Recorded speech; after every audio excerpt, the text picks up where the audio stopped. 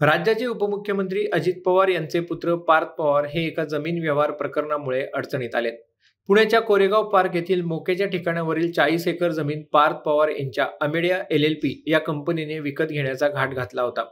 पॅरामाउंट infra या कंपनीच्या शीतल तेजवानी आणि पार्थ पवार यांची कंपनी अमेडिया LLP यांच्यात या जमिनीसाठी विक्री करारही झाला होता। मूळची महारवतनात असलेली जागा आणि सध्या सरकारकडून बॉटॅनिकल सर्व्हे ऑफ इंडियाला 2038 पर्यंत लीजवर देण्यात आलेली ही जागा परस्पर विक्री केल्याने व्यवहारावर अनेक प्रश्नचिन्ह उपस्थित होत आहेत। अशातच आता या व्यवहारातील आणखी एक बाजू समोर आली आहे।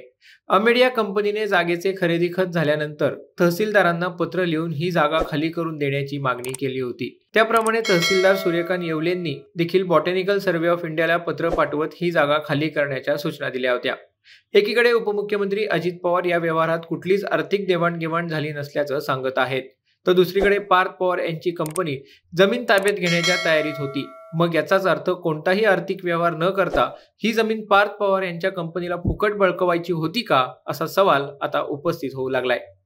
टाइम्स ऑफ इंडियाने दिलेल्या वृत्तानुसार मूळ महारवतनाची असलेली जागा वतन खारिज झाल्यानंतर सरकारच्या ताब्यात होती। शीतल तेजवानी यांनी 272 याच वतनधारकांकडून 2006च्या दरम्यान जमीन पुन्हा मिळवून देण्याच्या अटीवर पॉवर ऑफ अटॉर्नी घेतली। त्यानंतर अनेक वेळा या जमिनीचा ताबा मिळवण्यासाठी शीतल तेजवानी यांनी कधी महसूल मंत्र्यांकडे तर कधी कोर्टात प्रयत्न केले, पण सरकारच्या ताब्यात असलेली जमीन मिळवण्यात त्यांना अपयश आले। त्यानंतर शीतल तेजवानी यांनी 30 डिसेंबर 2024 रोजी जिल्हाधिकाऱ्यांना पत्र लिहिले। या पत्रात त्यांनी वतनधारकांना व्याज आणि दंडासह भोगवटा किंमत म्हणून 11,000 रुपये दिले असल्याची माहिती दिली।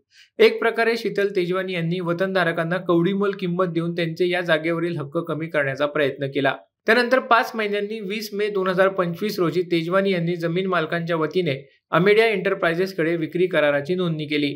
ही जमीन 40 एकरची असून तिची सध्याच्या बाजारभावानुसार किंमत 1800 कोटी इतकी आहे।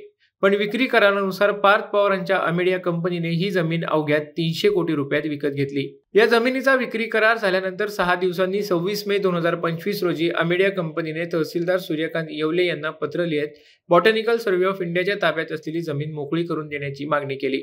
सरकार आणि बॉटॅनिकल सर्व्हे ऑफ इंडिया यांच्यात झालेल्या करारातील एका कलमाचा हवाला देत अमेडिया कंपनीने ही जमीन ताब्यात घेण्याचा घाट घातला।